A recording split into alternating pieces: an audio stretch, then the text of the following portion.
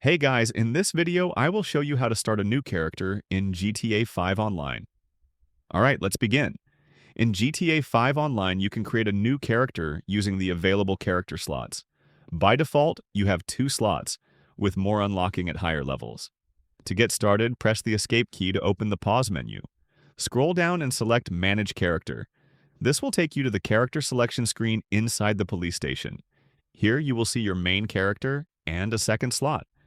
If the second slot already has a character, you can delete it to make room for a new one. Once the slot is empty, select it to begin creating a new character.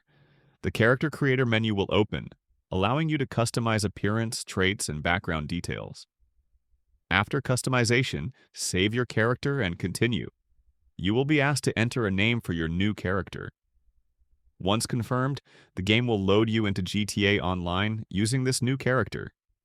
You can now progress separately, earn money, and complete missions independently from your main character. So that's basically how you can start a new character in GTA 5 Online. That's it for this video. Thanks.